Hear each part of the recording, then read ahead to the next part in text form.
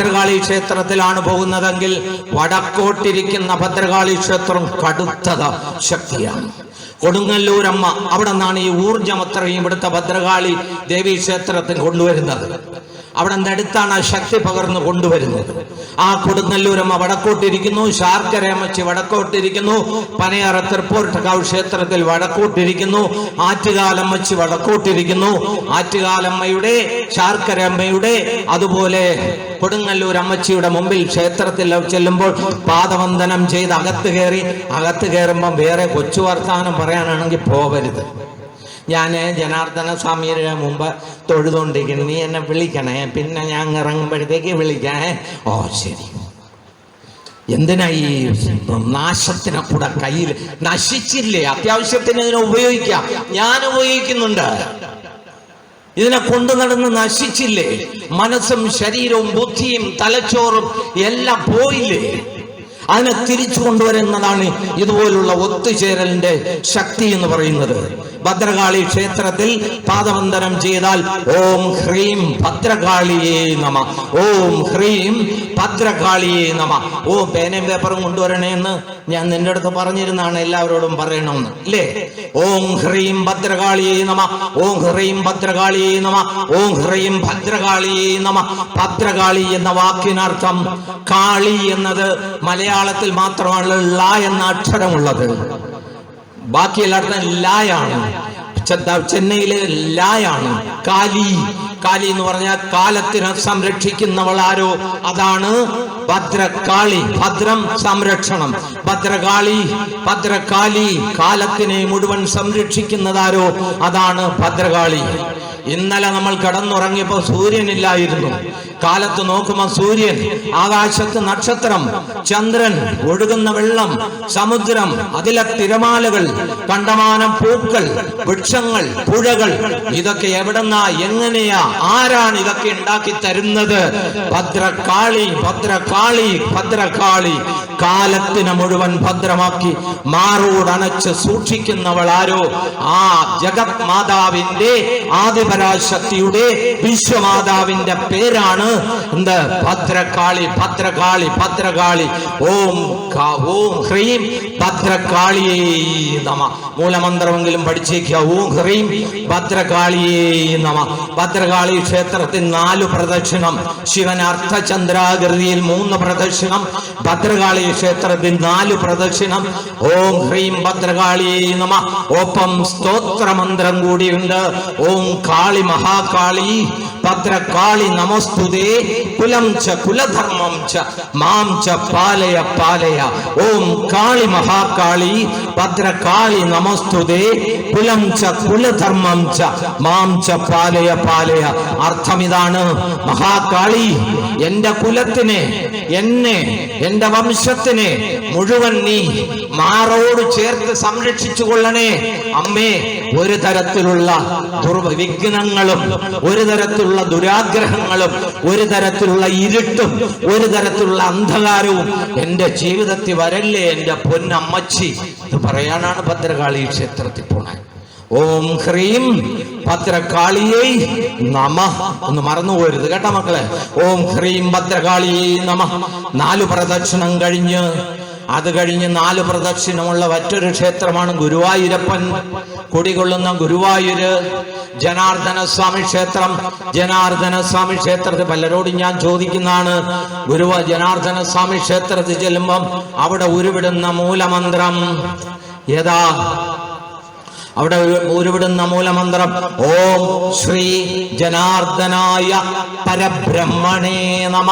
മൂലമന്ത്രം ഉരുവിടാതെ ആ ക്ഷേത്രത്തിൽ പോയിട്ടുണ്ടെങ്കിൽ അവിടെ പോയില്ല എന്നങ്ങ് വിചാരിക്കണം. കാരണം വിഗ്രഹം പ്രതിഷ്ഠിക്കുമ്പോൾ പൗരപ്രമാണിമാരും താന്ത്രിക വിദഗ്ധരും ഭക്തജനങ്ങളും ഒപ്പം ചേർന്നുകൊണ്ട്, വിഷ്ണു ഭഗവാനാണെങ്കിലും അവിടുത്തെ സ്വരൂപം ജനത്തിനെ അർത്ഥിക്കുന്ന ജനാർദ്ദനായതുകൊണ്ട് ആ വിഗ്രഹം അവിടെ സ്ഥാപിക്കുമ്പോൾ പ്രത്യേക മന്ത്രമാണ്. അതാണ് ഓം ശ്രീ ജനാർദ്ദനായ പരബ്രഹ്മണേ നമ. ഇത് ചൊല്ലിക്കൊണ്ടായിരിക്കണം അവിടെ പോകേണ്ടത്. അപ്പോഴെ എത്ര പ്രദക്ഷിണം? 4 പ്രദക്ഷിണം. ഭദ്രകാളിക്ക് 4 പ്രദക്ഷിണം, ഭദ്രകാളിയുടെ മൂലമന്ത്രം ഓം ഹ്രീം ഭദ്രകാളിയേ നമഃ. വിഷ്ണു ക്ഷേത്രത്തിലാണെങ്കിലോ വെറും വിഷ്ണു ക്ഷേത്രത്തിൽ ഓം വിഷ്ണുവേ നമഃ, ഓം വിഷ്ണുവേ നമഃ, ഓം വിഷ്ണുവേ നമഃ. പാമ്പറത്ത് അമ്പലത്തിൽ പോകുന്നു, ഓം വിഷ്ണുവേ നമഃ, ഓം വിഷ്ണുവേ നമഃ, ഓം വിഷ്ണുവേ നമഃ. ജനാർദ്ദന സ്വാമി ക്ഷേത്രത്തിൽ പോകുന്നു, ഓം ശ്രീ ജനാർദ്ദനായ പരബ്രഹ്മണേ നമഃ. ഒരു ശ്രീകൃഷ്ണ സ്വാമി ക്ഷേത്രത്തിലാണ് പോകുന്നതെങ്കിൽ ഓം ശ്രീകൃഷ്ണായ നമഃ, ഓം ശ്രീകൃഷ്ണായ നമഃ. എന്തായി ശ്രീകൃഷ്ണൻ? ഓം ശ്രീകൃഷ്ണായ നമഃ. കൃഷ്ണൻ എന്ന വാക്കിനർത്ഥം എന്താ? കൃഷ്ണൻ. കൃഷ് എന്ന് പറഞ്ഞാൽ ഒഴുകുക. നാമെന്ന് പറഞ്ഞ എന്നാൽ ആനന്ദം. ആനന്ദത്തിനെ ഒരു തരത്തിലുള്ള വൈഷമ്യവും ഇല്ലാത്തൊരവസ്ഥയെ ഉഴുതു തരുന്നവനാരോ അതാണ് ആര്? കൃഷ്ണൻ. കൃഷ്, അതിൽ നിന്നാണ് കൃഷി എന്ന വാക്കുണ്ടായത്. അപ്പോഴ് കൃഷി. അമ്മ ഉറങ്ങണ്ട, ഇതുകൂടെ ഒന്ന് കേട്ടോണ്ടിരിക്കൂ. അപ്പോഴ് കൃഷ്ണ എന്ന വാക്കിനർത്ഥം എന്താ? ആനന്ദത്തിനെ ഉഴുതു തരുന്നവനാരോ അതാണ് ആര്? കൃഷ്ണൻ. ഓം കൃഷ്ണായ നമഃ, ഓം കൃഷ്ണായ നമഃ. പൂന്താനം അവിടെ ചെന്ന് നിന്നിട്ട് എന്റെ പൊന്നു ഗുരുവായൂരപ്പ, എനിക്ക് നടക്കാനൊന്നും വയ്യ, നിന്നെ കാണാതിരിക്കാനും എനിക്ക് പറ്റൂല, 3-4 ദിവസം കൊണ്ട് എനിക്ക് വരാനും പറ്റണില്ല എന്ന് പറഞ്ഞ് അങ്ങാടിപ്പുറത്തെ തന്റെ ഇല്ലത്തിലിരുന്ന് കരഞ്ഞു.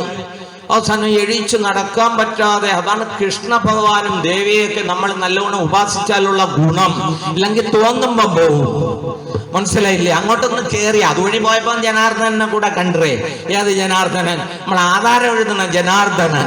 ഒന്ന് കണ്ടിട്ട് കയറി വന്നു. അങ്ങനെയല്ല, വളരെ വ്രതശുദ്ധിയോടുകൂടി നല്ലതുപോലെ അലങ്കാരം വേണ്ട ശുദ്ധ വസ്ത്രം, ശരീരം. അങ്ങനെ പൂന്താനം ചെന്ന് ഒരുപാട് കരഞ്ഞു. അവസാനം ഒരു ദിവസം വരാൻ പറ്റിയില്ല. അങ്ങാടിപ്പുറത്തെ വീട്ടിൽ നിന്ന് ഇറങ്ങി നടന്ന് കണ്ടോളാം മയ്യന്റെ കൃഷ്ണനെ. കൃഷ്ണ ഗുരുവായൂരപ്പ എന്ന് പറഞ്ഞ് 4-5 ചോട് കഴിഞ്ഞപ്പോ നെടുമ്പാടടിച്ചു വീണു. അപ്പോൾ ഒരു കുതിര വണ്ടി വന്ന് അവിടെ നിന്നു. കയ്യിൽ ഇടത്ത് കൈ കൊണ്ട് പൊക്കിയെടുത്തു. ആരാ പൊക്കിയെടുത്ത്? ഭഗവാൻ ഗുരുവായൂരപ്പൻ. എന്താ പൂന്താനം ഇങ്ങനെ കാട്ടിയത്? എനിക്ക് കണ്ടോളാൻ വയ്യായിരുന്നു. ഒരു കാര്യം ചെയ്യില്ലത്തിൽ ഒരു അമ്പലം വെച്ചോ. നിങ്ങൾ പോകുമ്പോൾ തിരുവന്താംകുന്നിൽ തെക്ക് ഭാഗത്തായിട്ട് പൂന്താനത്തിന്റെ ഇല്ലമുണ്ട്. അവിടെ ഗുരുവായൂരപ്പൻ ഒരു അമ്പലം ഉണ്ടാക്കി വെച്ചിട്ടുണ്ട്. പൂന്താനം കൃഷ്ണ ഗുരുവായൂരപ്പ എന്ന് വിളിക്കുമ്പോൾ ആരവിടെ എത്തും? ഭഗവാൻ അവിടെ എത്തും. ഏതോ ബന്ധാണെങ്കിലും ഭഗവാൻ അവിടെ എത്തിയിരിക്കും. അതാണ് യഥാർത്ഥ ഭക്തൻ. വിളിച്ചാൽ ഭക്തന്റെ മുമ്പിൽ ആര് വരും? ഭഗവാൻ. ഭക്തൻ എന്ന് പറഞ്ഞാൽ എന്താ? ഭക്തൻ. ഈ ലോകത്തെ ഏറ്റവും വലിയ വൈഷമ്യം എന്തെന്ന് പറഞ്ഞാൽ ഭക്തനാവുക എന്നുള്ളതാണ്. മനസ്സിന് അനാവശ്യ ചിന്തയില്ലാത്ത ആരോ അതാണ് ഭക്തൻ. മനസ്സിന് ശുദ്ധിയുള്ളവനാരോ അവനാണ് ഭക്തൻ. മനസ്സിലാക്കണം. ആരെയും ബുദ്ധിമുട്ടിക്കാതെ, ആരെയും വിഷമിപ്പിക്കാതെ, വാക്കുകൊണ്ടോ കർമ്മം കൊണ്ടോ ഒരു തരത്തിലുള്ള ബുദ്ധിമുട്ടും ഉണ്ടാക്കാത്തവനാണ് യഥാർത്ഥ ഭക്തൻ. അത് തന്നെയാണ് ഗീതയിൽ പറയുന്നത്. ഭഗവാൻ, നീ നിഷ്കാമ കർമ്മം ചെയ്യണം. നിന്റെ കർമ്മശുദ്ധിയാണ് നിന്റെ എല്ലാം, നിന്റെ അലങ്കാരം. നമുക്കതുണ്ടോ എന്ന് നമ്മൾ ചിന്തിച്ചാൽ മതി. അതുപോലെ കുചേലന്റെ കാര്യം ഞാൻ പറഞ്ഞു. അപ്പോൾ കൃഷ്ണന്റെ അമ്പലത്തിൽ, നാരായണന്റെ അമ്പലത്തിൽ, ജനാർദ്ദന സ്വാമിയുടെ അമ്പലത്തിൽ ഓം ശ്രീ ജനാർദ്ദനായ പരബ്രഹ്മണേ, ഭദ്രകാളിയുടെ അമ്പലത്തിൽ ഓം ഹ്രീം ഭദ്രകാളിയേ നമ 4 പ്രദക്ഷിണം. അടുത്ത സ്ഥിരമായി ഇവിടെ നമ്മളെ കേരളത്തിൽ എത്ര അയ്യപ്പസ്വാമി ക്ഷേത്രമുണ്ട് സുനിലെ?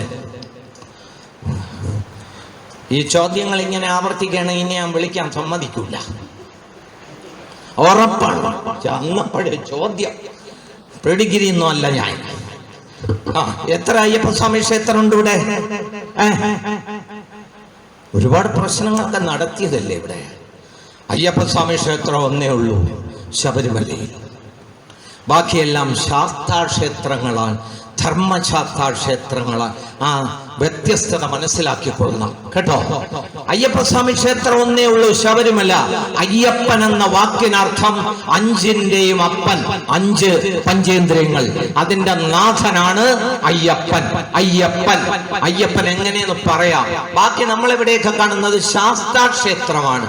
ശാസ്താവ് എന്ന വാക്കിനർത്ഥം സംരക്ഷകൻ. ധർമ്മശാസ്താവ് എന്ന് പറഞ്ഞാൽ ധർമ്മത്തെ സംരക്ഷിക്കുന്നവൻ.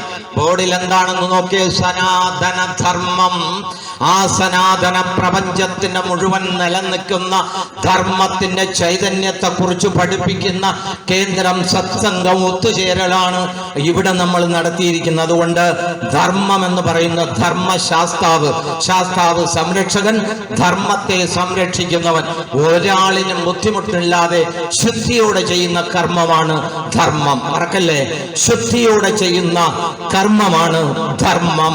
അപ്പോൾ ധർമ്മശാസ്താവ്, ഇവിടെയൊക്കെ ധർമ്മശാസ്താവാണ്, ധർമ്മത്തെ സംരക്ഷിക്കുന്നവൻ. മഹാവിഷ്ണുവിന് എത്ര അവതാരങ്ങളുണ്ട്? 10.